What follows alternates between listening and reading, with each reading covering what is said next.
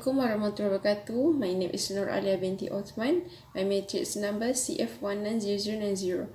I will present about the introduction. A retaining wall is a structure designed and constructed to resist the lateral pressure of soil, where there is a desired change in ground elevation that exceeds the angle of repose of the soil. Retaining walls are used to hold soil on both sides, so that it may be maintained in various levels.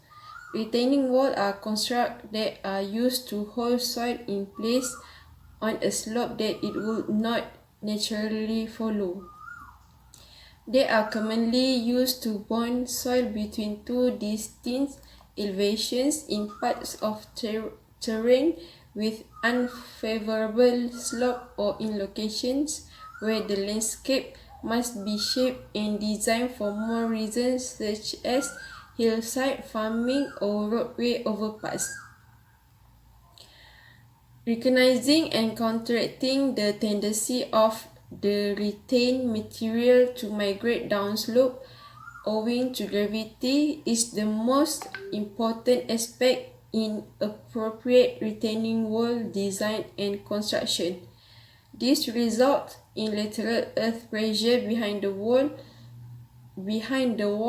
which is determined by the angle of internal friction and cohesive strength of the retained material, as well as the direction and amplitude of movement experienced by the retaining structure.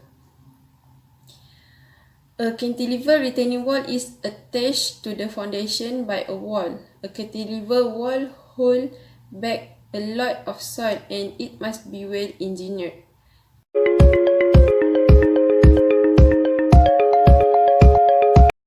Assalamualaikum warahmatullahi wabarakatuh. I'm Nur Hafidah binti Muhammad Nasir. Matrix number CF190050. The literature review for this project is slope stability. Slope stability analysis involves determining the shear stress developed along the most likely rupture surface and comparing it with the shear strength of the soil. The most likely rupture surface is the critical surface that has the minimum factor of safety. The safety of a slope depends in particular, first is properties of the terrain, the inclination of the slope, the depth of the trench or excavation height of the slope, the position of the groundwater, and last is static and dynamic loads. Geotechnical approach for slope stabilization in a residential area. First is geometrical method. This procedure is usually straightforward and inexpensive. This approach does not require a lot of load resistance and uses the creeping grass surface to naturally maintain the slope. This approach is the most popular in residential areas because it requires the least amount of maintenance. This is the example of the geometrical method. Second is drainage method. This technique has the potential to be incredibly effective. Surface drains were usually applied with geometrical methods, whereas subsoil drains were part of a technique that include a retaining structure. The image is the example for the drainage method. And the third method is retaining structures method. This procedure is usually more expensive. The idea behind this strategy is to create a retaining structure to counteract the soil mass downward force. Gravity retaining walls, cantilever retaining walls, contiguous board piles, cushion, and steel sheet piles are among the retaining constructions. The image is the example for retaining structure methods. Safety factor. There are two types of safety factors, which is first the strain reserve factor of safety obtained through lowering the strength of rock and soil mass. The overload reserve factor of safety obtained through increasing the exterior load. And the last is the driving force overloading reserve factor, a design value of landslide thrust calculated through amplifying the driving force along the slope by keeping the corresponding resisting force constant. The limit equilibrium method mainly adopts the concept of the strength reserve factor.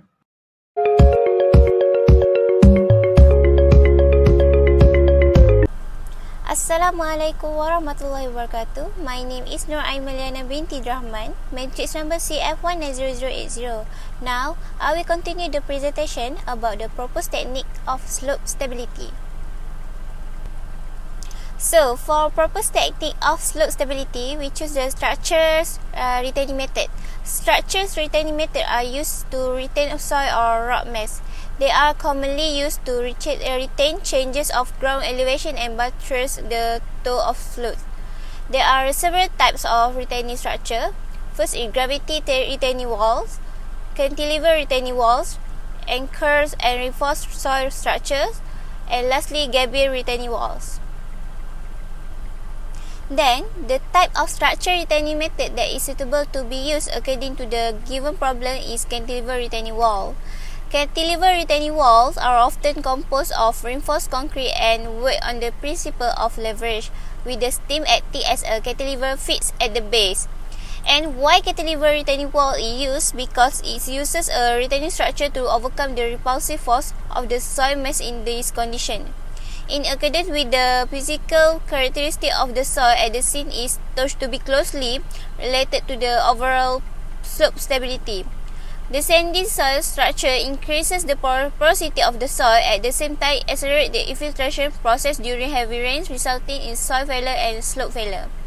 In fact, the design of this wall depends on various parameters and factors such as soil parameters like liquidity limit, water content, soil density, soil cohesion properties, bearing capacity, friction angle to the wall, shear resistance angle in soil, height difference, and presence of water table.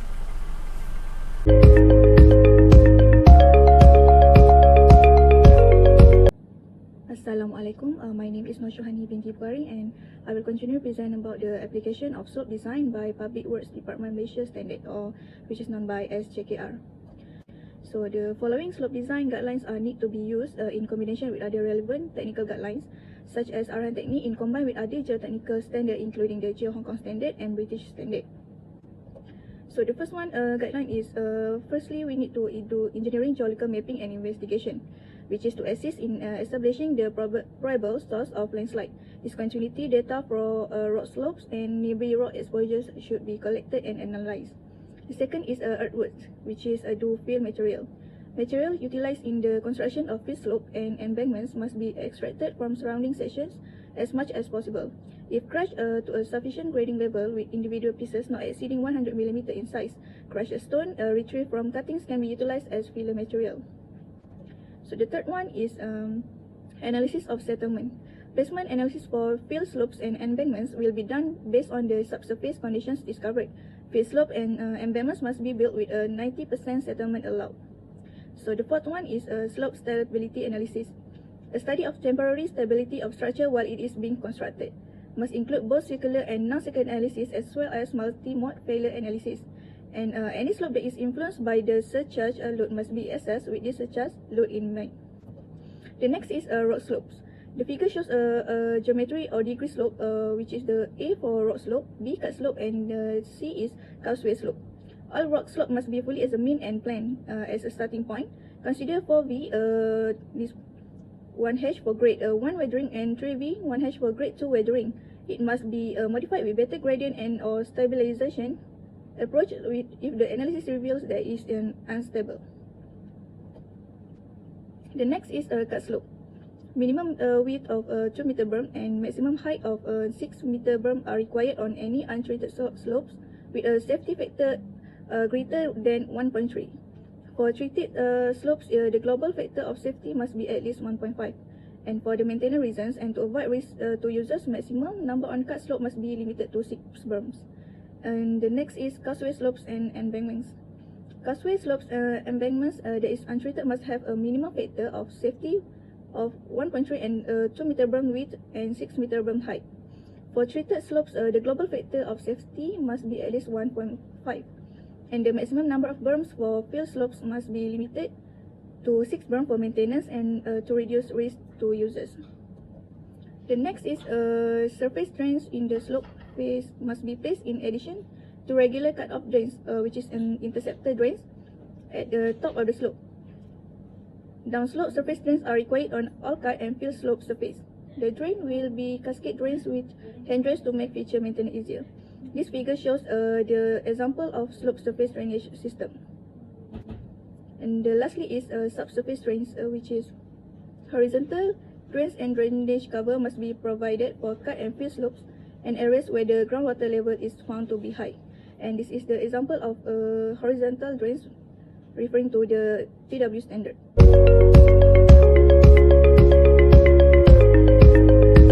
Assalamualaikum warahmatullahi wabarakatuh. My name is Nushaira binti Razani, and today I will talk about the long-term stability for the chosen technique, which is the retaining wall. In this chapter, we will look at how long the method we choose can sustain the slope stability. We choose the most common sort of retaining structure, which is a retaining wall structure. They usually used to support foundation, ditches, and stabilize the slopes. A retaining wall is a structure that holds back, retains any material, typically earth, to keep it from slipping or eroding away. It is made to withstand the material pressure of the material it is keeping back. Despite of having a quite durable structure, they can resist the exposure to the weather and other nature factors will eventually deteriorate over the time. However, the retaining wall still can last for many years with regular maintenance. Many solutions have been invented to overcome the issues, such as the specification to the new policies, procedures, and other better landslide mitigation methods, which include the restriction of development, proper construction techniques, and physically measures. Okay, this is the maintenance on the retaining wall that we can do to keep the productivity of the retaining wall in a long time. Okay, for the first one, we can do the ground cover growth, and then we can do the weed growth control, and then we can do the yearly inspection, and then next is taking note of any signs of movement of the retaining wall, and then the last one is we can limit the eroding products on the retaining wall. Okay, that's all from me. Thank you. I will pass to the next presenter.